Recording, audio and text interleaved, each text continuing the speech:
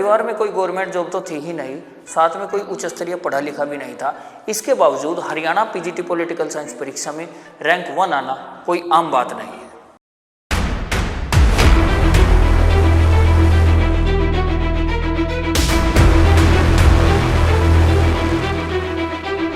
उन्होंने इस धारणा को पूरा 360 डिग्री चेंज कर दिया। आर्ट्स विषय में साइंस की तुलना में कम करियर का स्कोप माना जाता है।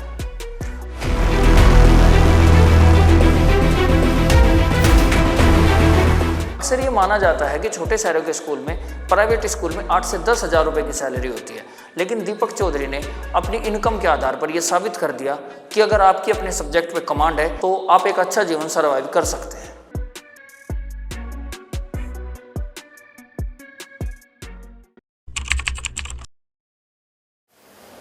दोस्तों, आप सभी का हमारे शो हरियाणा हीरोज में स्वागत है। दोस्तों, हमारे हरियाणा में एक से एक बढ़कर प्रतिभा हुई है और उन्हीं प्रतिभा ने हमारे देश की तरक्की में योगदान दिया है। उन्हीं प्रतिभाओं में से एक प्रतिभा मिस्टर दीपक चौधरी, जिन्होंने हरियाणा पीजीटी पॉलिटिकल साइंस परीक्षा में प्रथम स्थान प्राप्त किया है। आज उन्हीं की संघर्ष, उन्हीं की जुबानी होगी। सो मैं अपने साथी दीपक चौधरी को आमंत्रित करता हूँ, मैं आया। दीपक सर, नमस्कार। नमस्कार सर। हमारा शो हरियाणा हीरोज में आपका बहुत बहुत स्वागत है।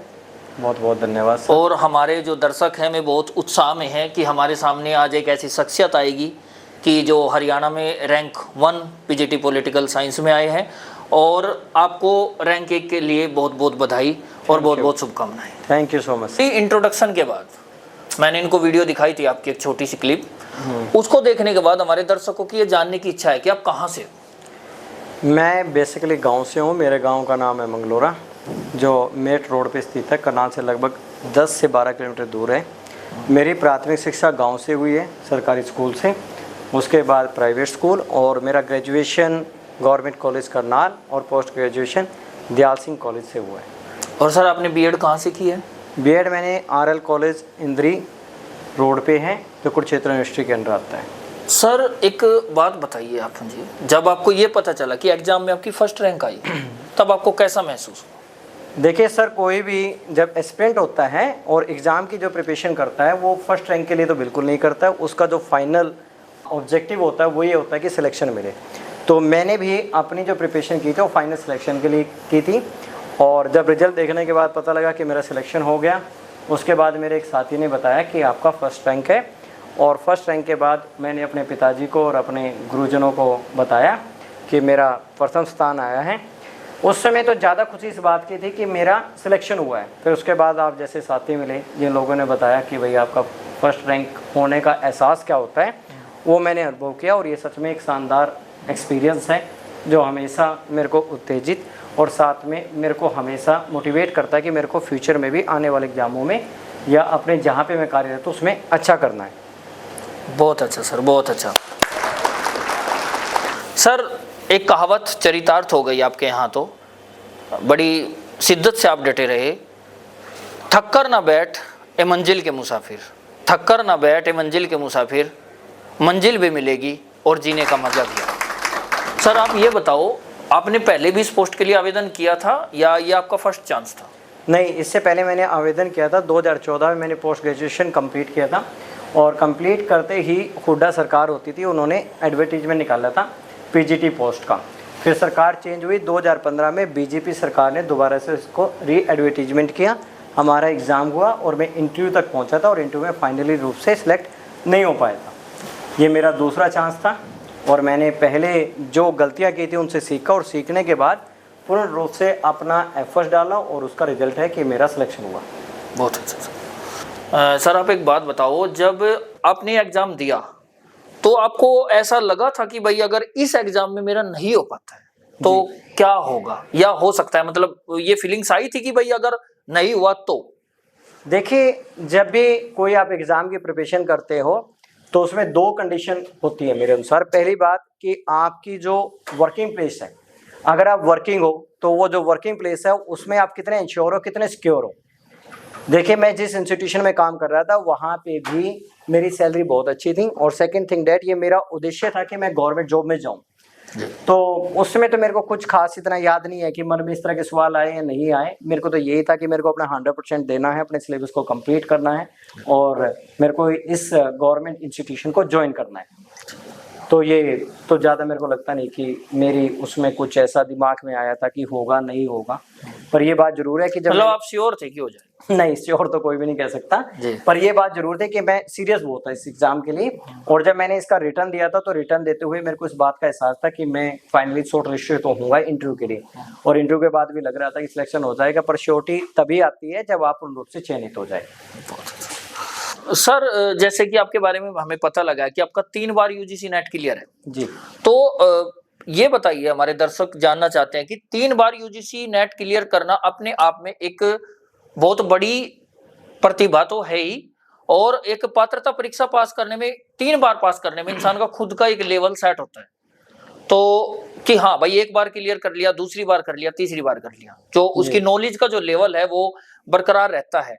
तो क्या सर आपने ये भी पहली बार में अटेम्प्ट कर लिया था कि भाई जब आपने एग्जाम दिया तो पहली बार में क्लियर कर लिया था नेट? नहीं, वो पहली बार अटेम्प्ट में नहीं क्लियर हुआ था, उसके लिए बड़ी काफ़ी मेहनत की थी और उसको क्वालिफाई करने के बाद तो यही लगा कि आसान तरीके से हो सकता था। 2014 में जब मैंने अपना पोस्ट ग्रेजुएशन कंप्लीट किया तो फाइनल ईयर में फर्स्ट टाइम में यूजीसी के लिए अपीयर हुआ और उसमें मैं क्वालिफाई नहीं कर पाया, कुछ पॉइंटों से नहीं हुआ। सेकेंड टाइम भी नहीं हुआ और थर्ड टाइम नहीं हुआ। तो 3 बार मैंने कंटिन्यूसली एफर्ट्स किए पर मेरा नहीं हो पाया। पर तीनों बार जो एग्ज़ाम दिए हैं, चाहे असफलता मिली और उसमें सीखने के लिए बहुत कुछ मिला, और जो मेरी वीकनेस थी, जो मेरे को लग रहा था कि किन किन टॉपिक्स में मेरे को स्ट्रगलिंग हो रहा है, उन टॉपिक्स पे मैंने काम किया और फाइनली उसका रिजल्ट ये हुआ कि फिर 3 बार लगातार मैंने इसको अच्छे मार्क्स से, जो अच्छी परसेंटाइल होती है, और एक में तो मेरी परसेंटाइल 99 पॉइंट समथिंग भी थी। 99 पॉइंट समथिंग? जी जी जी। सर बहुत।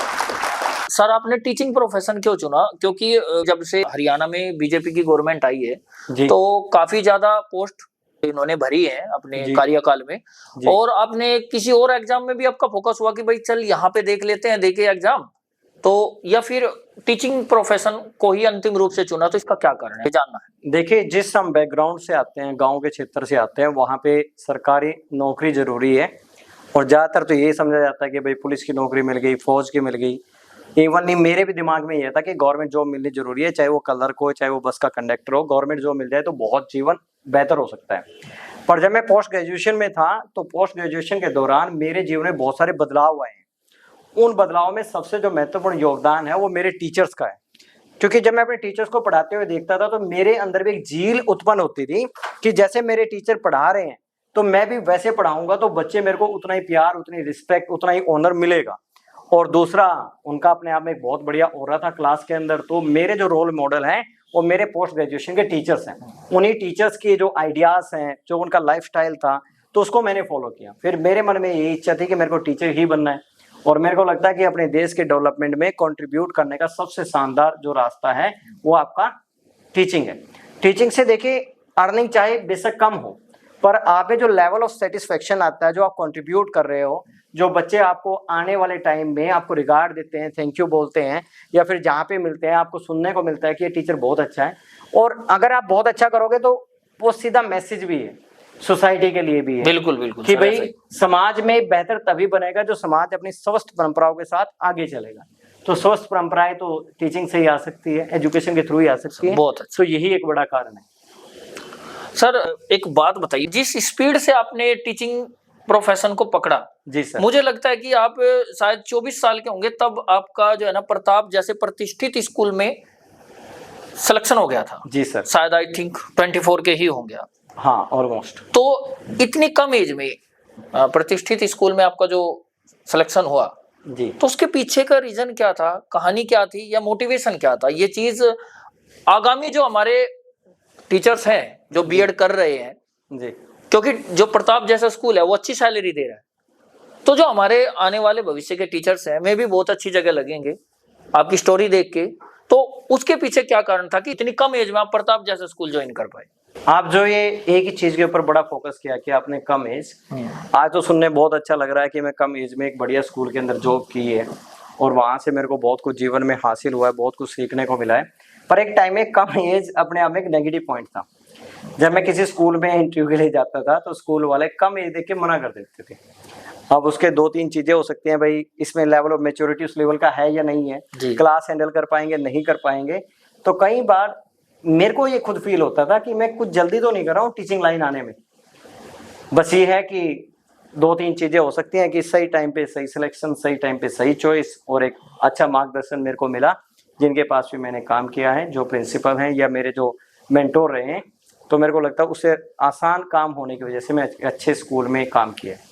सर एक बात बताइए आप, जैसे कि ग्रेजुएशन में 3 या 4 सब्जेक्ट होते हैं, जी। तो आपने सर पॉलिटिकल साइंस को ही क्यों चुना, जबकि जी। ग्रेजुएशन में और भी बहुत सारे अन्य सब्जेक्ट होते हैं? जी। तो इसके पीछे की कहानी क्या थी? इसके पीछे जो कहानी है बड़ी इंटरेस्टिंग है। बेसिकली जब मैं ग्रेजुएशन कंप्लीट की तो उसके बाद मैं फाइनली इंटरव्यू के लिए सिलेक्ट हुआ था पंचायत सेक्रेटरी के लिए, जी। और मेरे को पूर्ण विश्वास था कि मेरा उसमें सिलेक्शन हो जाएगा। पर मेरा जब फाइनल रूप से सिलेक्शन नहीं हुआ तो एक बड़ा सेटबैक था मेरे लिए। उसके बाद जब सर सिलेक्शन नहीं होता, खुद को संभालना भी मुश्किल सा होता मुश्किल है। काम है, और साथ में जब आपको ये बड़ी एक्सपेक्टेशन हो जाए कि आपका सिलेक्शन होगा ही होगा और ना हो तो ये बड़ा मुश्किल होता है अपने आप को संभालना और उसको झेलना। उसके बाद 1 साल का मेरा गैप भी रहा है, क्योंकि मेरे को तो ये था हो ही जाएगा, पर हुआ नहीं। उसके बाद जब मैं दयाल सिंह कॉलेज में गया तो मैंने पता किया कि यहाँ पे पोस्ट ग्रेजुएशन किस किस सब्जेक्ट में हो सकती है। तो उसमें 2 मेन सब्जेक्ट थे, हिस्ट्री और पॉलिटिकल साइंस। और ग्रेजुएशन में मेरे पास हिस्ट्री नहीं थी तो मैंने सोचा पॉलिटिकल साइंस में ले लेते हैं। तो पॉलिटिकल साइंस डिपार्टमेंट में जब मैंने अप्रोच किया तो उन्होंने मेरे को ये बोला कि अब आपकी डेट ओवर हो चुकी है, एडमिशन नहीं मिलेगा, क्योंकि उसका जो ड्यू डेट था वो जा चुका था। पर मैंने ऐसा कुछ सुना था, दयाल सिंह कॉलेज के अंदर पेड सीट मिलती है 10,000 रुपीज़ में। तो मैंने अपने पिताजी से बात की, वो कहते हैं कोई बात नहीं। उन्होंने मेरे को 10,000 रुपये दी। तो मैं फिर वहाँ पे डिपार्टमेंट के HOD से मिला कि सर मेरे को एडमिशन चाहिए। उनका आंसर सेम था कि भाई एडमिशन की डेट तो जा चुकी है।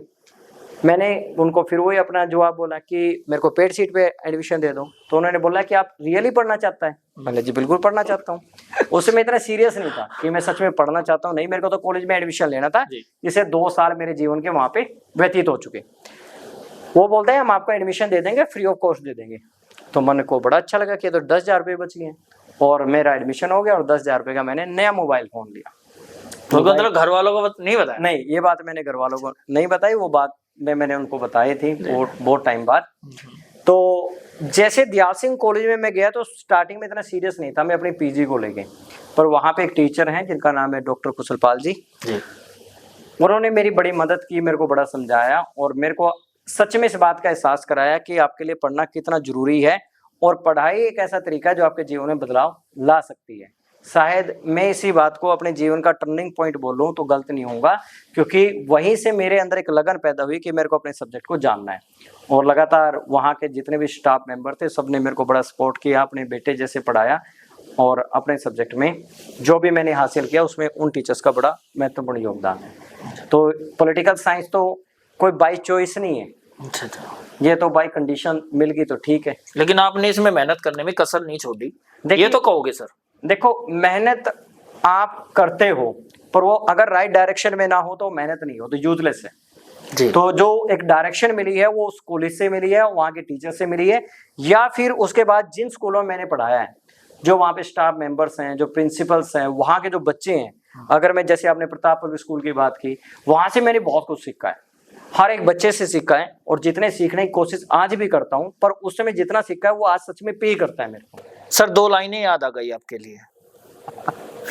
जी सर, प्लीज, थैंक यू। हौसलों के तरकस में कोशिशों का वो तीर जिंदा रख, हौसलों के तरकस में कोशिशों का वो तीर जिंदा रख, हार जाए चाहे जिंदगी में सब कुछ, मगर फिर से जीतने की उम्मीद जिंदा रख। सर ये मन में आपके विचार मतलब कैसे आया कि भाई आर्ट्स जैसे विषय में भी जो है ना अच्छा करियर बनाया जा सकता है?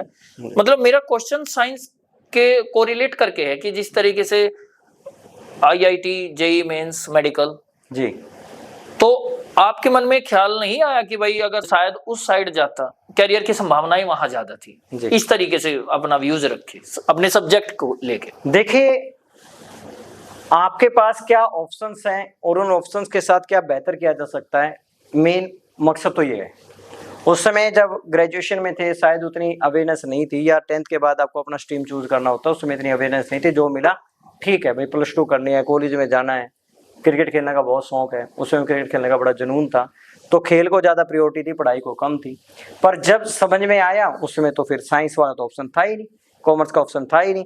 फिर जिस सब्जेक्ट मेरे को मिला पढ़ने के लिए उसी सब्जेक्ट में बेहतर करने का प्रयास किया, और उसको आज अगर मैं कहूँ कि ठीक है गवर्नमेंट जॉब में है या कोई भी बच्चे बहुत मिलते हैं, वो सारा का सारा जो रिस्पेक्ट है वो उस सब्जेक्ट की वजह से। तो मैं यहाँ पे कम्पीट तो नहीं करता कि या कंपेयर करें कौन सा सब्जेक्ट बेहतर है कौन सा नहीं बेहतर है। जिस सब्जेक्ट में आप बेहतर करोगे वही सब्जेक्ट आपके लिए सबसे ज़्यादा बेहतर है। तो बहुत अच्छा आंसर है सर। सर कभी आपको किसी ने डिमोटिवेट किया है कि अगर आप साइंस की बजाय इस सब्जेक्ट में जा रहे हो तो इस सब्जेक्ट में टीचिंग का या किसी और चीज का इतना फ्यूचर नहीं है देन साइंस, तो इसके बारे में बताओ कि कभी किया है? देखिए, इसको लेके मेरे को बस एक ही वाक्य याद है जो मेरे साथ घटित हुआ था। और ज़्यादातर तो मैं मतलब किसी से जल्दी डिमोटिवेट नहीं होता, हर चीज़ में मैं पॉजिटिव चीज़ों को फाइंड आउट करने की कोशिश करता हूँ। प्लस टू के बाद जब मेरा रिजल्ट आया था तो मेरे 72% थे हरियाणा बोर्ड से, तो उस समय मतलब गांव के अंदर अच्छे नंबर माने जाते थे। अब तो 99 पे भी बच्चों को लगता है कि अच्छे नहीं है, उस समय 72 का मतलब था कि आप फर्स्ट क्लास पास हुए, तो वो बढ़िया एक माना जाता था। तो उस समय जब, और हमारे घर वालों को ये भी नहीं पता था कि मैं आर्ट्स में हूँ, ह्यूमैनिटीज़ में हूँ या कॉमर्स में हूँ, मेडिकल में हूँ, क्योंकि ज़्यादा उनको मतलब होता ही था। वो अपने काम में बिजी थे, हम अपनी पढ़ाई में बिजी थे। तो एक बार कंपैरिजन हुआ था, मेरे एक रिलेटिव का बच्चा था, वो नॉन मेडिकल से था, मैं ह्यूमैनिटीज़ से था।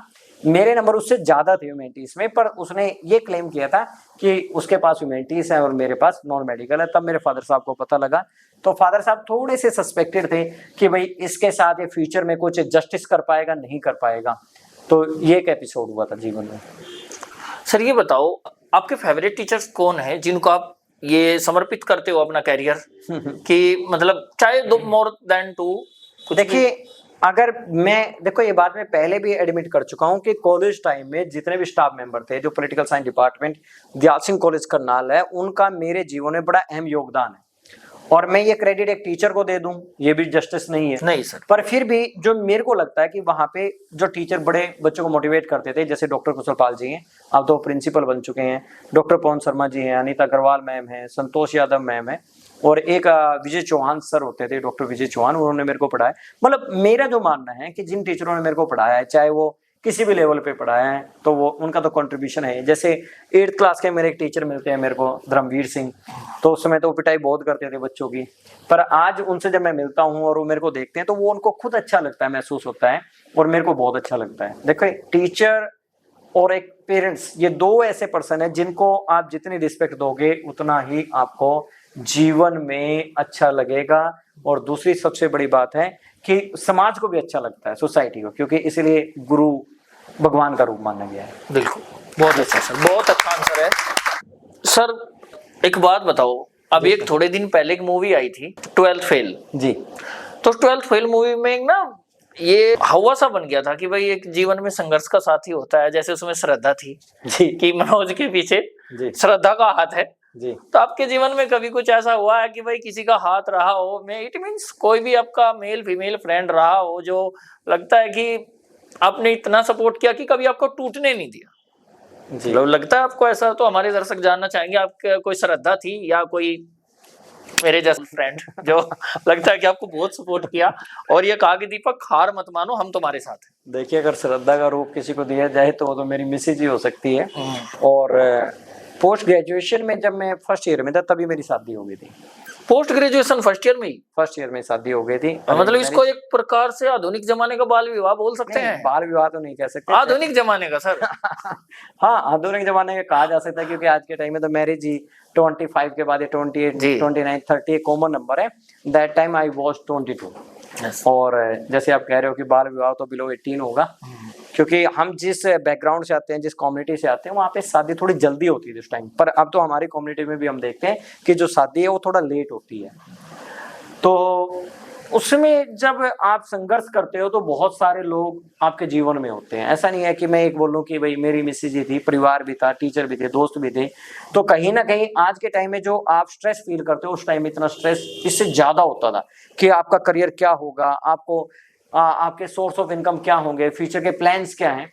तो मेरे को लगता है कि भाई उसमें लाइफ पार्टनर का भी इम्पोर्टेंट रोल है। मेरा सर मानना ये भी है कि जितनी कम एज में शादी हुई, इतनी कम एज में आप बेस्ट टीचर बने, तो कहीं ना कहीं जो है हमारी भाभी जी एक भाग्य लक्ष्मी का रूप आपके घर में आया। अब मुझे ऐसा लगता है। देखो सर, ये बात तो एडमिट करनी ही पड़ेगी। नहीं, और इसी में फायदा एडमिट करने में। जी जी। नहीं, उनका नो डाउट उनका अनकंडीशनल सपोर्ट रहा है मेरे साथ। एक टाइम पे जब मैं पीजी कंप्लीट करके 2014 से 15 मेरे पास वर्क नहीं था, कोई स्कूल मेरे को नहीं दे रहा था, तो उस टाइम मेरे को कई बार फील होता था कि भाई कोई ना कुछ तो हो रहा है। तो उस टाइम पे वो मेरे को हमेशा सपोर्ट करते थे। फादर साहब ने बड़ा सपोर्ट किया है, माता जी ने बड़ा सपोर्ट किया है। मेरी माता जी हमेशा मेरे में बड़ा विश्वास करते थे, जीवन में कुछ ऐसा करेगा जिससे हमारे गांव का, हमारे परिवार का, हमारे जानने वालों को अच्छा लगेगा। तो मेरे को लगता है कि माता जी का भी आशीर्वाद बहुत ज्यादा रहा है। सर इस एग्जाम के लिए अगर मैं कहूं तो जैसे कि आपने पहले बताया था कि भाई इंटरव्यू तक पहुंचे थे आप पिछली बार। जी सर। तो इस एग्जाम के लिए या इंटरव्यू के लिए आपने क्या बेस्ट किया था कि भाई इसमें सिलेक्शन हो गया? देखिए, बेस्ट ये है कि आप as a being a teacher, जब आप प्रोफेशन को ज्वाइन करते हो और उसी के लिए आप प्रिपेयर करते हो, तो पहली बात तो आपके प्रिपरेशन में वो कंट्रीब्यूशन करता है एक्सपीरियंस, जो आप as a being a part of the class हो, आप क्लास से बहुत कुछ सीखते हो, जैसे मैं बता भी चुका हूँ बच्चों से। तो वो जो प्रोसेस रहा है, जो थॉट प्रोसेस डेवलप हुआ है, वो स्कूल में पढ़ाने से हुआ है। साथ में सिलेबस को पूरा कंप्लीट प्रिपेयर किया था, सिलेबस में कुछ भी चीज ड्रॉप आउट नहीं की थी। और तीसरा ये था कि करना ही है, अपना 100% दिया तो रिजल्ट आया। तो अगर कोई भी एस्पिरेंट किसी भी एग्जाम की प्रिपरेशन कर रहा है, वो तब तक नहीं कर पाएगा जब तक उसको अपने आप में विश्वास नहीं होगा। देखिए, एक प्रोवर्ब भी है, एक फेमस है कि भाई घोड़ा चने खाता है, वो तेज दौड़ता है जी। पर हिरन कौन से चने खाता है? जो घोड़े से भी तेज दौड़ता है। सही। तो जो हिरन है, वही कहानी हमारे सबके ऊपर लागू है। आपका जो सेल्फ मोटिवेशन है, जो आपका सेल्फ बिलीफ है, ट्रस्ट है अपने ऊपर, वो सबसे ज्यादा कम, वो जरूरी होना चाहिए। देखो, वो होगा तभी बात बनेगी, जब तक वो नहीं होगा तब तक बात नहीं बनेगी। हाँ, कोइंसिडेंस हो सकता है, नॉट बी फॉरएवर। ठीक है भाई, चलो कर लिया, हो गया, आपको जॉब मिल गई, या जिस भी फील्ड में काम कर रहे हैं, वो कोइंसिडेंस एक बार हो गया, हमेशा नहीं होगा। हमेशा करना है तो उसके लिए आपको उसी लेवल पे मेहनत भी करनी पड़ेगी और उस लेवल का अपने अंदर कॉन्फिडेंस भी लेके आना पड़ेगा। सर जैसे कि आपकी कहानी में हमें पता लगा था कि एक बार जब आप एग्जाम में सफल नहीं हुए थे पंचायत सेक्रेटरी के, तब आप बहुत टूट गए थे। तब पापा ने दोबारा सलाह दी कि भाई अब आपको दोबारा एक बार और मेहनत करनी चाहिए। और जब ये पता लगा कि उनके बेटे ने हरियाणा टॉप किया है, तो उनकी क्या भावनाएं थी, मैं जानना चाहता हूँ। देखिए, जो मेरे पिताजी हैं वो किसान हैं, हम 3 भाई हैं, 2 भाई मेरे खेती करते हैं, और उनको हमेशा इस बात की चिंता रहती थी कि भाई तीसरा कुछ बाहर जाए, कुछ करे, किसी भी फील्ड में करे, अच्छा करे। और मेरे फादर साहब हमेशा एक बात कहते थे कि आप कुछ ऐसा काम करो जिससे लोग मेरे को आपके नाम से पहचाने। पर मेरी आज भी इच्छा है कि बहुत सारे लोग मेरे को मेरे फादर के नाम से जानते हैं। तो बहुत अच्छी सोच आपकी। और दूसरा, जब फादर साहब को मैंने बताया था कि मेरा सिलेक्शन हो गया, तो उनका रिएक्शन इतना ही था, बहुत अच्छी बात है, चलो भाई बढ़िया हो गया। और जब मैंने बताया कि फर्स्ट आया हूँ मैं पूरे हरियाणा में, तो उन्होंने कुछ ज्यादा खास इतना रिएक्ट नहीं किया। उनका ये मानना है कि ठीक है, खुश है तो ज्यादा खुश नहीं होना, दुख है तो ज्यादा दुखी नहीं होना, मॉडरेट रहना लाइफ में। और ये प्रिंसिपल भी है महात्मा बुद्ध का। शायद मेरे पिताजी ने तो महात्मा बुद्ध जी के बारे में नहीं पढ़ा है, पर उनको देखो एक बेसिक अंडरस्टैंडिंग है। इट मींस मैं कह सकता हूँ कि जैसे अगर हम लोगों की ह्यूमन नेचर की बात करें, तो इट मींस जो हमारे अंकल जी हैं जी, आपके फादर जी, जो आपने बताया रिएक्शन उनका, उसके अकॉर्डिंग में बहुत ही स्ट्रॉन्ग पर्सनैलिटी के पर्सन। स्ट्रॉन्ग तो है वो, नो डाउट। यस सर, ये बताओ आप गरीब बच्चों के लिए क्या मोटिवेशन देना चाहते हो? कि जैसे कि आपने बताया था, अभी हमारा एक ऑडियंस था कि गवर्नमेंट स्कूल इसलिए ज्वाइन किया है कि ताकि जो चीजें गरीब बच्चों को, जो एजुकेशन उनको प्रोवाइड नहीं हो सकी, मैं अपना बेस्ट देकर उनको प्रोवाइड करवाऊं। जी, तो सर आप अपनी तरफ से बेस्ट दोगे, लेकिन उनके लिए मोटिवेशन क्या देना चाहते हो ताकि उनको भी एहसास हो कि हाँ एजुकेशन तुम्हारे लिए जरूरी है? देखिए, मोटिवेशन आपके हालात हैं, आपकी कंडीशन, आपकी स्थिति है। बिल्कुल। व्यक्ति सबसे ज्यादा सीखता है अपने आप से। मैं ये नहीं कह रहा कि दूसरों को देख के सीखता है, दूसरे को देख के भी सीखता है, पर जो उसके हालात उसको सिखाते हैं, शायद दुनिया का कोई भी टीचर उसको नहीं सिखा सकता। अब जैसे मैं गवर्नमेंट स्कूल में पढ़ाता हूँ, तो गवर्नमेंट स्कूल में मेरे दिमाग में वही इमेजिनेशन, वही पिक्चर क्रिएट होता है जब मैं गवर्नमेंट स्कूल में होता था।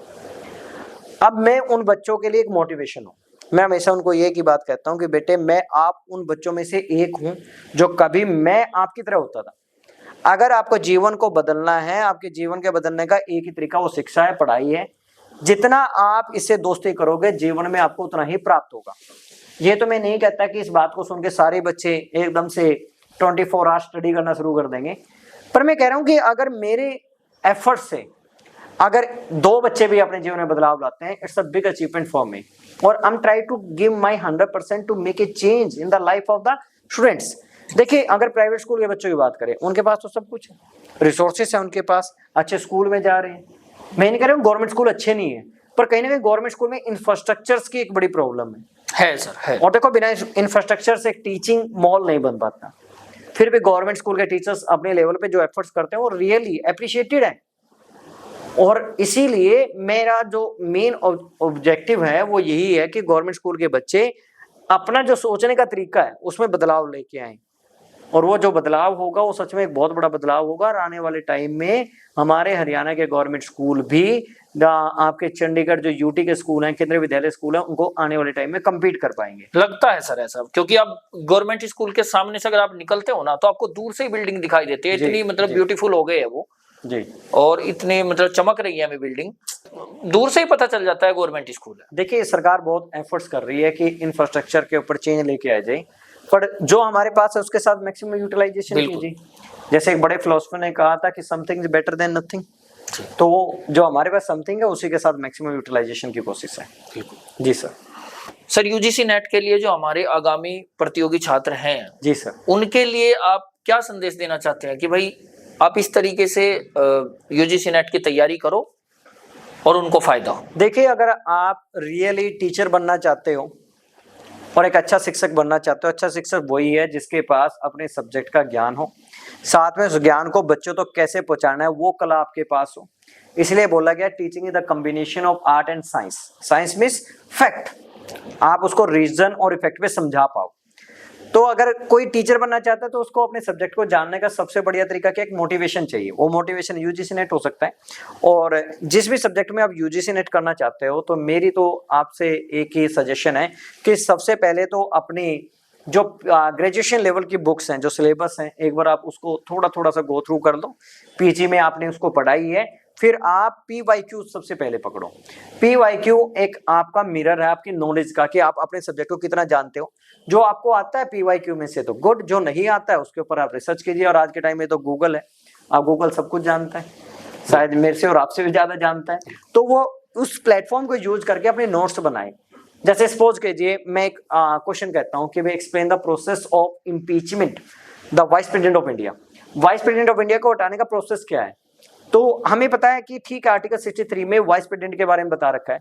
वाइस प्रेसिडेंट का जो इम्पीचमेंट प्रोसेस है वो किस हाउस में आएगा, किस हाउस के बाद पास होने के बाद किस हाउस के पास जाएगा, किस आर्टिकल में बता रखा है। क्या आज तक वाइस प्रेसिडेंट के किसी वाइस प्रेसिडेंट को हटाने के लिए कोई बिल आया नहीं है? तो इस तरह का जब रिसर्च करोगे तो आपकी नॉलेज धीरे धीरे धीरे वास्ट होगी। एक दिन में नहीं होगी, वो धीरे धीरे होगी, वो समय लगेगा, और वो समय कितना लगेगा वो आपके एफर्ट्स डिसाइड करेंगे। तो मेरे को लगता है कि अगर PYQ को अच्छे से रिसर्च कर ले और अपना ग्रेजुएशन और PG के सिलेबस को अच्छे से कर ले तो बहुत काम आसान हो सकता है। और मेरे को पूरा यकीन है अगर ये काम कर लेगा फर्स्ट अटेम्प्ट में वो क्वालिफाई करेगा। सर, एक और मैं बच्चों के लिए जानना चाहता हूँ, मतलब जो प्रतियोगी छात्र हैं हमारे TGT और PGT के लिए, उनके लिए कोई स्पेशल रणनीति जो आप बताना चाहते हो? क्योंकि रैंक 1 होल्डर हैं आप और हरियाणा हीरोज हैं। जी सर। मतलब देखो, आपका जो प्रयास है वो एक, मैं कहता हूँ सिलेक्शन होना एक अलग चीज है, लेकिन रैंक 1 खुद कैंडिडेट को पता नहीं होती जब मेहनत की पराकाष्ठा पार हो जाती है कि हाँ बहुत आगे निकल जाता है इंसान, तब रैंक 1 आती है, चाहे वो कोई भी एग्जाम हो। तो TGT और PGT जो कि मेन टीचर्स बनने के लिए एग्जाम है, उनके लिए क्या जरूरी है? देखिए, आपने बड़े सुंदर शब्दों से नवाजा है और इन सुंदर शब्दों को सुनकर मेरे को बहुत अच्छा लग रहा है जी। देखिए, जो भी टीचर बनना चाहता है, मैं आपको पहले ही बता चुका हूं कि उसको अपने सब्जेक्ट का ज्ञान होना बहुत जरूरी है, और सब्जेक्ट का ज्ञान इस तरीके से हो कि जब भी आपको कोई व्यक्ति सुने तो उसको ये एहसास हो कि इसकी नॉलेज बहुत बढ़िया है। और ये देखिए, हमारे हरियाणा के अंदर जो एग्जाम पैटर्न बनाए गए हैं टीचर्स के लिए वो एक अच्छे लेवल के बनाए गए हैं कि पहले आपका स्क्रीनिंग होगा, स्क्रीनिंग के बाद आपका सब्जेक्टिव होगा, जैसे UPSC के अंदर होता है। तो उसके लिए वही सिंपल प्रोसेस है। द फर्स्ट थिंग दैट कि आपका जो सिलेबस है उसको कंप्लीट प्रिपेयर कीजिए, अपने नोट्स बनाइए, प्रैक्टिस क्वेश्चन लगाइए, टाइमर के साथ लगाइए, और कोई आपके आसपास नॉन उसी सब्जेक्ट का टीचर है जिसको आपको लगता है कि आपसे ज्यादा आता है, कम वाला नहीं, ठीक। आपसे ज्यादा आता है उससे उसको चेक कराइए, उसके सजेशन लीजिए और जितने भी हो सके अपने सब्जेक्ट में रिसर्च कीजिए कि क्या, कैसे, क्यों और कब हुआ। अगर वो इस थ्योरी पे काम करेगा तो मेरे को लगता है उसको सफलता जरूर मिलेगी। सर, वर्तमान हरियाणा सरकार ने जिस तरीके से धुआंधार सिलेक्शन दिए हैं, जी सर। मैं देख रहा हूं कि कोई भी डिपार्टमेंट ऐसा नहीं है जिसमें वैकेंसी ना निकली हो या वैकेंसी भरी ना हो। जी। मतलब ग्रुप डी, सी, बी कोई भी हो, और कोई भी गांव ऐसा नहीं है जिसमें से बच्चे ना लगे। जी। मैं व्यक्तिगत अनुभव किया है, बहुत सारे आदमी मुझे मिले हैं भाई, हर गांव में से बहुत सारे लड़के लगे हैं, और ये संभवतः ईमानदारी से जो भर्ती हुई है उसी का परिणाम है। तो वर्तमान हरियाणा सरकार के बारे में आप क्या कहना चाहते हो, जो भर्ती प्रोसेस को लेके? देखिए, हरियाणा सरकार, मेरा जो मानना है, खुद का मानना है, हमारे आसपास के जो राज्य हैं, चाहे वो यूपी है, राजस्थान है, मध्य प्रदेश थोड़ा दूर हो गया, दिल्ली हो गया, चंडीगढ़ हो गया, यहाँ पे हमसे पहले एग्जाम कॉम्पिटिटिव का जो कल्चर है वो बहुत पहले से है। हाँ, 2014 के बाद जो हमारे यहाँ पे नई सरकार बनी है, उस नई सरकार ने एक नया कल्चर स्टार्ट किया है, जो पढ़ेगा वो लगेगा जी। और मैं इस बात से पूरा सहमत भी हूँ। अब देखिए, बहुत ज्यादा तो मेरे को भी इसके बारे में नॉलेज नहीं है, पर जितनी है मेरे को ये समझ में आता है कि सरकार ने ट्रांसपेरेंसी के साथ नौकरी दी है। और जैसे आज के टाइम सोशल मीडिया से पता लगता है कि बहुत गरीब बच्चों को नौकरी मिली है, रिमोट एरिया सर मिली है, रियल में मिली है। हाँ बिल्कुल रियल मिली है। और इवनली देखिए, जो कास्ट का इन्फ्लुएंस है वो कम हो गया। और सर एक बात हो रहा है, गरीब को तो ईमानदारी से ही मिलेगी। ये बात सही गरीब है। देखिए, गरीबी भारत के अंदर एक इमोशन है, और उस इमोशन का कौन बेनिफिट उठाएगा, नोबडी नो अबाउट इट। और देखिए, आप गरीब परिवार में आपका जन्म हुआ है, इसमें तो आपका कोई दोष नहीं है, पर आप उस गरीबी को हटाने के लिए आपने क्या एफर्ट्स किए, क्या प्रयास किए हैं, वो जरूरी है। अगर आप उसी गरीबी के साथ अपने जीवन को अंतिम रूप में लेके जाते हो तो कहीं ना कहीं भगवान आपसे तो उसको तो मैं संतुष्टि भी कह सकता हूँ कि वो गरीबी से ही संतुष्ट है। नहीं, देखिए, संतुष्टि की डेफिनेशन अलग अलग है। आज के टाइम में देखिए, आप किसी भी सड़क पे रुकते हो तो बहुत सारे लोग आ जाते हैं पैसे मांगने के लिए। देखो, आज के टाइम में देखो, डिग्निटी और जो रिस्पेक्ट है वो कहीं ना कहीं लूज भी हो रही है। जी जी, हो रही है सर। जबकि हमारे देश में काम की कमी नहीं है, काम करने की इच्छा होना बहुत जरूरी है। अब हमारे बच्चे फॉरेन जाते हैं, फॉरेन में वो सारा काम करते हैं जो यहाँ पे नहीं करते, क्योंकि यहाँ पे एक सोशल स्टिग्मा बना दिया, ये काम करोगे ये आपकी अकॉर्डिंग नहीं है। जी बिल्कुल बना दिया। जबकि कोई काम छोटा नहीं, कोई काम बड़ा नहीं है। सर थोड़ा पर्सनल हो जाए। जी sir. Favourite web series?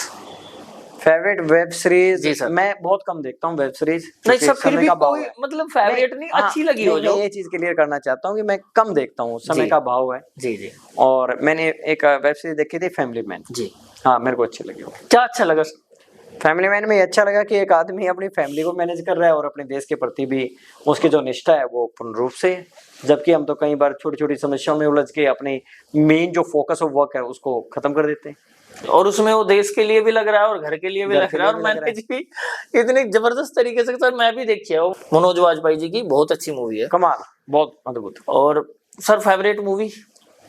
Favourite movie कोई स्पेसिफिक तो नहीं है कि भाई कोई फेवरेट, पर मेरे को एक मूवी बहुत अच्छी लगती है जिसके अंदर हमारे देश की पॉलिटिक्स को रूबरू कराया गया, और मूवी का नाम भी राजनीति था, पॉलिटिक्स।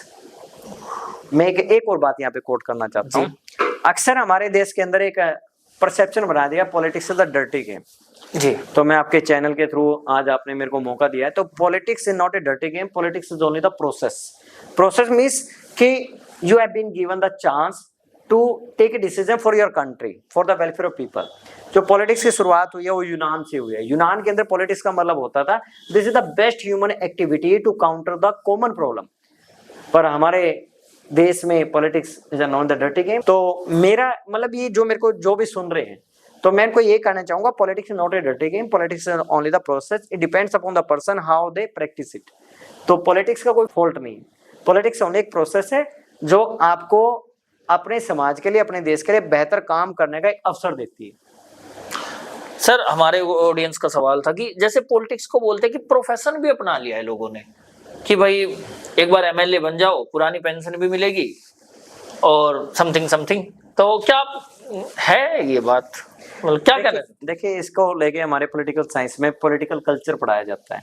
आपके देश की पॉलिटिक्स वैसी ही होगी जैसे आपके देश के सिटीजन होंगे। जी बिल्कुल। तो इसमें पॉलिटिशियन को दोष देने के बजाय तो हमारा खुद का भी दोष है, ठीक है ना जी। Favourite actor sir?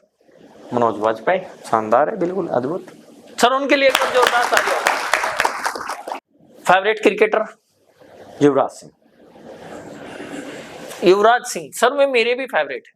कोई एक बात बताइए जो आपको उनकी अच्छी लगती हो। भाई उनके अंदर कोई ऐसी बात ही नहीं है जो मेरे को अच्छी ना लगती हो। मैं बताऊं जो मुझे अच्छी लगी। जी सर। सर मुझे उनका ना इतना अंदाजा था कि उनकी पर्सनैलिटी का, मैं उनका इतना बड़ा फैन हूँ कि मैं कुरुक्षेत्र यूनिवर्सिटी में पढ़ता था उस टाइम जब वर्ल्ड कप फाइनल था जी। और हम सारे दोस्त बैठे हुए थे। तो जैसे ही लास्ट गेंद आई, धोनी ने उस पर छक्का लगाया, तो मैंने सभी दोस्त बोल रहे थे कि अब बताओ क्या कौन क्या करेगा। तो एक कोई कह रहा था कि शर्ट फाड़ेगा, कोई कह रहा था कि स्टंप उखाड़ के जाएगा। तो उस टाइम मैंने ये बोला था कि युवराज सिंह रोएगा जी। और वो सच में ही रोने लगा। वो तो उनकी भावुकता मुझे इतनी अच्छी लगती है। और सर उनके जो भी 6 छक्के थे, वो भावुकता के विपरीत अगर आप गुस्सा किया जाए तो उसका भी बहुत अहम रोल है। और हमारे जो युवा क्रिकेटर है उनके भी में पहली पसंद है। युवराज सिंह देखो शानदार प्लेयर होने के साथ साथ उनके जज्बे को भी सलाम है। Yuvraj Singh suffered from a deadable disease, उसको भी हराया, हराने के बाद फिर दोबारा क्रिकेट को ज्वाइन किया और अपने देश के मान और सम्मान को बढ़ाया। उनकी क्या फील्डिंग है, बॉलिंग है, जज्बा है, मतलब एवरीथिंग। और मेरे को तो खुद क्रिकेट खेलना बहुत अच्छा लगता है। तो वैसे तो सारे प्लेयर शानदार हैं, हम किसी को किसी के साथ कंपेयर नहीं कर रहे हैं, ये मेरी खुद का अपना एक। नहीं सर, वे बहुत अच्छे क्रिकेटर हैं। सर फेवरेट राजनेता कौन है आपके? फेवरेट राजनेता मेरे को अटल बिहारी वाजपेयी जी बहुत अच्छे लगते थे, उनके स्वभाव की वजह से। और जो वो वक्ता थे, मतलब शानदार वक्ता थे। और मेरे को लगता है उनकी जो पॉलिटिक्स थी वो सच्चाई के आधार पे थी और देश के लिए मान सम्मान बढ़ाने का काम किया उन्होंने। और जन नेता थे, सबसे बड़ी बात तो ये जन नेता। जन नेता का मतलब है जनता को प्रेम करने वाले, और जनता भी उनसे बहुत प्रेम करती थी। बिल्कुल सर, नहीं जन नेता अच्छा थे। जी सर।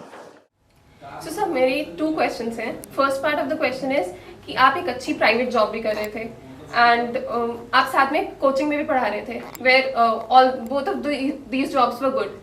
तो आपको क्यों नीड फील हुई कि you want to go for a government job? And second part of the question is कि you sat for a competitive exam and वहाँ आपकी फर्स्ट रैंक आई, बट क्योंकि पासिंग परसेंटेज इतनी कम है कॉम्पिटिटिव एग्जाम्स में, तो जो लोग पास नहीं कर पाते उनके लिए आप क्या कहना चाहेंगे? बेटे जी, जो आपने 2 क्वेश्चन पूछे हैं दोनों ही बड़े वाजिब हैं, बड़े रेलिवेंट हैं आज की सोसाइटी के सिनेरियो के अकॉर्डिंग। कि जब मैं एक अच्छे प्राइवेट इंस्टीट्यूशन में जॉब कर रहा था, उसके अलावा भी एक्स्ट्रा इनकम थी as a part of the tuition classes, तो मैं गवर्नमेंट जॉब क्यों गया? उसके पीछे 2 बड़े कारण हैं। पहला कारण मेरा पर्सनल है और सेकेंड मेरा सोशल है। पर्सनल रीज़न ये है कि मेरी फैमिली में से एक भी पर्सन ऐसा नहीं है जो गवर्नमेंट जॉब में हो। तो मेरे फादर साहब और मेरी दादी जी की इच्छा थी कि मेरे परिवार में से कोई गवर्नमेंट जॉब में हो जो आने वाले बच्चों को इंस्पायर करे, गाइड करे। तो इसीलिए मैं प्राइवेट इंस्टीट्यूशन से गवर्नमेंट इंस्टीट्यूशन में गया हूँ। दूसरा बड़ा रीज़न है कि मेरी जो एजुकेशन है, प्राइमरी एजुकेशन है, वो गवर्नमेंट स्कूल से हुई है। वो चैलेंजेस मेरे को आज भी याद है, वो हर्डल आज भी याद है कि जो प्राइवेट स्कूल में बच्चा पढ़ता है और जो गवर्नमेंट स्कूल में बच्चा पढ़ता है, उन दोनों के एजुकेशन में क्या डिफरेंसेस है। तो मेरा बहुत मन है कि मैं उसी परिवेश में जाके काम करूं। जो प्रॉब्लम्स मेरे को आई हैं उन बच्चों को ना आए, क्योंकि उन बच्चों के पास जो रिसोर्सेज हैं बहुत कम हैं, इंफ्रास्ट्रक्चर बहुत कम है। तो मैं कुछ ऐसा करना चाहता हूं जिससे वहां पे मूलभूत परिवर्तन आए। जो उन बच्चों को मैं पढ़ाऊं, उनको मोटिवेट कर पाऊं कि वो अपने जीवन में अच्छे इंसान के साथ साथ इकोनॉमिकली भी इंडिपेंडेंट बने। तो ये गवर्नमेंट जॉब में जाने का सबसे बड़ा कारण था। दूसरा जो क्वेश्चन आपका था कि बहुत सारे बच्चे कंपटीशन एग्जाम में जाते हैं तो सभी तो सफल नहीं होते, जो असफल होते हैं उनके लिए क्या है। देखिए, थोड़ा सा इसका जो मैं आंसर देना चाहता हूँ वो 2 तरीके से। पहले तो रिलीजियस है, आपसे भगवान क्या चाहता है वो आपको नहीं पता, इसलिए आपको प्रयास करता रहना पड़ेगा। एक में नहीं हुआ तो दूसरे में सही, और दूसरे में नहीं हुआ तो तीसरे में सही। तो कंटिन्यूसली एफर्ट्स करना पड़ेगा। जैसे राहुल सर ने मेरे से क्वेश्चन पूछा था, यूजीसी नेट 3 बार क्वालिफाई ना होने के बाद भी आप कंटिन्यूसली मेहनत करते रहे और आपने एग्जाम को क्वालिफाई किया। तो एक तो ये है कि आप कंटिन्यूसली एफर्ट्स कीजिए, किसी इसमें नहीं होगा दूसरे में होगा। और कोई भी एग्ज़ाम, चाहे वो आपका एकेडमिक है चाहे आपका कॉम्पिटिटिव एग्ज़ाम है, कोई भी ये भी एग्ज़ाम ये आपको आइडेंटिफाई नहीं कर सकता कि आप फेलियर हो। तो इसीलिए आप कंटिन्यूसली कीजिए। आपका इसमें नहीं होगा तो दूसरे में होगा, दूसरे में नहीं होगा तीसरे में होगा, और सबसे बड़ी बात, नहीं कुछ होगा तो अच्छा एक्सपीरियंस मिलेगा। तो ये इसका एक बढ़िया जवाब है। सर, मुझे ये जानना है कि एक स्टूडेंट के लाइफ में एक अच्छा टीचर होना क्यों ज़रूरी है और एक टीचर में क्या क्वालिटीज़ होनी चाहिए? देखिए, आपने एक अच्छे टीचर की बात की है और एक स्टूडेंट की लाइफ में एक टीचर का क्या रोल है। शिक्षा जो एजुकेशन है वो किसी भी देश का फाउंडेशन है, किसी भी समाज का सबसे बड़ा दर्पण है। दर्पण मीन्स द मिरर है। जैसा एजुकेशन होगा वैसा ही वो देश होगा, वैसी उसकी सोसाइटी होगी, कल्चर होगी। और एजुकेशन जो इम्पार्टिंग है, जो सबसे मेन इंपॉर्टेंट रिस्पॉन्सिबिलिटी है वो टीचर की है। एक बहुत बड़े फिलोसफर हैं, उनका नाम था रूसो। रूसो ये कहता है कि a new born baby is like a plain paper. जो नया बच्चा है वो एक कोरे कागज़ की तरह होता है, जैसा उस पर लिखा जाएगा वो वैसा ही बनेगा। तो सेम मेरी तरफ से है, एक टीचर का जो रोल है एक बच्चे के लाइफ में, क्योंकि एक टीचर उसके लिए रोल मॉडल है। अगर टीचर बहुत अच्छा है तो डेफिनेटली वो बच्चे को अच्छा बनाने की कोशिश करेगा। ज़रूरी नहीं है कि वो बच्चा एकेडमिकली बहुत अच्छा हो, पर उसके अंदर जो उसके पर्सनैलिटी डेवलप हो रही है, जो उसके अंदर कॉन्फिडेंस आ रहा है, कहीं ना कहीं उस टीचर का बहुत महत्वपूर्ण योगदान है। जैसे एक बार फॉर्मर प्रेसिडेंट ऑफ यूएस ने भी कहा था, जॉन एफ कैनेडी ने, कि हम दुनिया में सब कुछ खरीद सकते हैं पर एक अच्छे सिटीजन नहीं खरीद सकते। और अच्छे सिटीजन कहाँ पे बनते हैं? फैमिलीज़ के अंदर बनते हैं, सोसाइटी में बनते हैं और स्कूल में बनते हैं। इसीलिए मेरा ये मानना है अच्छा टीचर वही है जो अपने बच्चों को मोटिवेट करे, क्योंकि आज के टाइम में आपके पास दुनिया भर के प्लेटफॉर्म है चीज़ों को सीखने के लिए। जैसे कि अगर आपको अपना सिलेबस करना है तो यूट्यूब से कर सकते हो, शायद आपकी फिजिकल क्लास से भी बढ़िया टीचर मिल जाएंगे जो कूद कूद के पढ़ाते हैं। दूसरी बड़ी बात, टीचर एज ए फैसिलिटेटर है, नॉट एज ए कंट्रोलर है। वो आपको मोटिवेट करे, आपको गाइड करे, साथ में आपकी कमियों के लिए भी बताए कि आप कहाँ पे गलत कर रहे हो, आप उनको अच्छा कैसे कर सकते हो। दूसरी बड़ी बात, टीचर और स्टूडेंट के बीच में एक जो ऑनरेबल डिस्टेंस है वो मेंटेन होना बहुत ज़रूरी है, क्योंकि वो टीचर है, आप उसके स्टूडेंट हो। तो ये चीज़ें अगर कोई टीचर फॉलो करेगा तो बहुत बढ़िया रहेगा। बहुत अच्छा आंसर, बहुत बढ़िया। सर मेरा क्वेश्चन है, जैसे आजकल बच्चे अपने फ्रेंड से बहुत इन्फ्लुएंस होते हैं, मतलब अपनी टीचर्स की बात इतनी नहीं सुनते जितने अपने दोस्तों की सुनते हैं, तो आप इसमें क्या कहना चाहोगे? जी बेटे जी, जो आपने सवाल मेरे से पूछा है ये ह्यूमन टेंडेंसी है। हम वही सुनना चाहते हैं जो हमें अच्छा लगता है, और हमारा दोस्त और हम वही बातें करते हैं जिसको हमें लगता है कि इससे बेहतर कुछ हो नहीं सकता। देखिए, आपके पास दोस्त अच्छे भी हो सकते हैं, बुरे भी हो सकते हैं। अच्छे दोस्त वो हैं जो आपको मदद करते हैं आपको बेहतर बनाने में, और जो दोस्त अच्छे नहीं है, जो दूसरी कैटेगरी के अंदर है, वो ओनली आपके साथ दोस्ती है एंटरटेनमेंट पर्पस से। अब रही है टीचर की बात या फिर आपके पेरेंट्स की बात। देखिए, जब आपके पास कोई मुसीबत आती है, अगर आप टीचर से एडवाइस लोगे तो उसका पॉइंट ऑफ व्यू आपके दोस्त से बिल्कुल अलग होगा। अगर वही एडवाइस आप अपने पेरेंट्स से लोगे तो शायद वो टीचर और आपके दोस्त के मुकाबले में कुछ अलग होगा। तो इस एज के अंदर हमारे ऊपर ज़्यादातर इन्फ्लुएंस हमारे दोस्तों को होता है। तो दोस्त हमें अच्छे चूज करने हैं, और सबसे बढ़िया दोस्त आपके पेरेंट्स हैं। जीवन में आपको सबसे बढ़िया जो एडवाइस करेगा वो आपके पेरेंट्स करेंगे, क्योंकि वो आपको अपने आप से बेहतर देखना चाहते हैं। शायद हमारे दोस्त भी हमें अपने आप से बेहतर नहीं देखना चाहते हैं। बिल्कुल सर, ऐसा ही। तो इसको लेके मुझे 2 लाइनें याद आ गई। जी सर, प्लीज़। कि जिंदा रहना है तो हालातों से डरना कैसा, जिंदा रहना है तो हालातों से डरना कैसा, जंग अगर लाजमी हो तो लश्कर नहीं देगा। सर, अभी आपके कुछ स्टूडेंट्स बैठे हुए हैं। जी तो सर। जैसे आपके आने से पहले मैं उनसे बात कर रहा था कि आपको दीपक सर ने पढ़ाया है, आपको दीपक, तो सर आपके बारे में कुछ बता रहे थे, मतलब। जी सर। अभी तो बोलेंगे नहीं वो। मैं पूछ लूं उनकी तरफ से, मतलब वो सच है कि अफवाह है।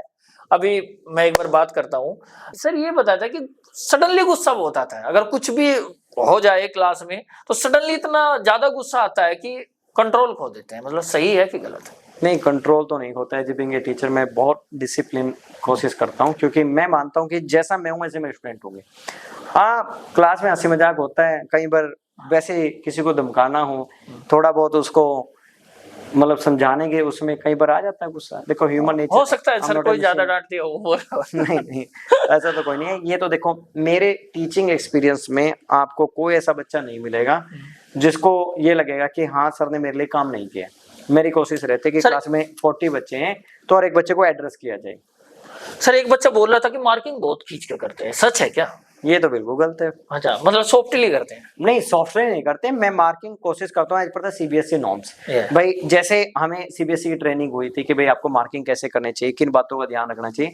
मैं हमेशा, चाहे वो स्कूल के इंटरनल एग्जाम है, चाहे बोर्ड की कॉपी में चेक करता हूँ, उसमें यही कोशिश करता हूँ कि एज पर द नॉर्म्स होना चाहिए। अगर बच्चे को लगता है कि फुल मार्क्स आने चाहिए तो मैं बहुत स्ट्रिक्ट हूँ इस बारे में कि अगर फुल मार्क्स मिलने चाहिए तो उसको फुल मार्क्स मिलने चाहिए। सर एक बच्चे बड़ी शिकायत कर रहे थे कि आप बिल्कुल टाइम से क्लास में आते हो। देखो टीचर वही है जो टाइम से क्लास पे आए। मतलब ये बोलते हैं कि अगर 9 बजे क्लास है ना तो 9 बजे 9:00 पे क्लास में आ जाते हैं। देखिए मेरा जो मानना है जी अगर टीचर खुद टाइम से नहीं आएगा तो हम बच्चे से क्या एक्सपेक्ट करेंगे। पर आजकल कल्चर चेंज हो रहा है। देखो टीचिंग बड़ी डायनेमिक है। एक टाइम में टीचर सेंटर पॉइंट होता था, अब हमारी न्यू एजुकेशन पॉलिसी भी बोलते हैं कि जो आज की एजुकेशन है वो चिल्ड्रन ओरिएंटेड है। सेंटर में आपका जो स्टूडेंट है वो रहेगा। एवं नहीं, बहुत सारे स्कूलों में तो ये भी कह रहे हैं कि if the student is a fail in your subject in your class the teacher is the responsible for that, है ना। जैसे हमारे एक गुरुजन कहते थे कि जो बच्चा है वो एक फ्लावर है, वो तो खिलेगा ही खिलेगा। आपका क्या कॉन्ट्रीब्यूशन है उसके विकास में, उसकी सक्सेस में, ये आपने देखना है। वो तो करेगा ही। और अक्सर हमने देखा भी है कि हम जब स्कूल में होते शायद उतने अच्छे नहीं थे, आज हम इस पोजीशन पे हैं और हमसे भी कुछ लोग आगे निकल गए, कुछ पीछे रह गए, पर कोई ना कोई तो लोग कर ही रहे हैं। सर जैसे कि मैंने आपको बताया कि हमारा शो है हरियाणा हीरोज जी, और आप भी एक हरियाणा के हीरो हैं। और कोई भी आदमी मतलब किसी भी रैंक को छूता है किसी भी फील्ड में तो वो हमारा हरियाणा हीरोज है।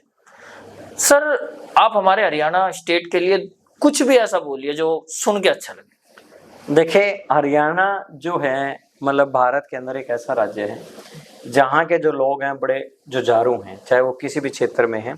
गेम की बात करें, गेम के अंदर हरियाणा गेम में सर ऑल इंडिया में पहले स्थान पर हरियाणा है। जी जी जी 90% 95% कवर जी, कर रखा है सर इस जी एरिया जी। तो मैं ये कहना चाहता हूँ जो हरियाणा है ये बड़ी शानदार भूमि है और भारत की शान है। और हर एक व्यक्ति जो हरियाणा में है या भारत में है उसका मुख्य उद्देश्य है कि भारत को शान को बढ़ाना, और हम सबका प्रयास है कि हरियाणा उसमें एक अहम भूमिका निभा रहा है। सर जैसे कि आपने अपनी कहानी बताई, आपकी कहानी इतनी ज्यादा मोटिवेटेड थी, इतनी अच्छी थी कि मैं खुद भी इससे बहुत ज्यादा प्रभावित हुआ हूं। और मैं उम्मीद करता हूं कि हमारे हरियाणा प्रदेश और हमारे देश के जो युवा है सर आपकी कहानी से बहुत कुछ सीखेंगे और अपने आप को एक अच्छा टीचर, एक अच्छा नागरिक बनने में, उनके बनने में तो मदद मिलेगी ही, साथ में अपने छात्रों का भविष्य भी सुधारेंगे और इस देश का भविष्य भी सुधारेंगे। सर आपने अपने कीमती समय में से हमें इतना समय दिया, उसके लिए सर हम बहुत बहुत आभारी रहेंगे। सर आपका धन्यवाद। Thank you so much Rahul sir.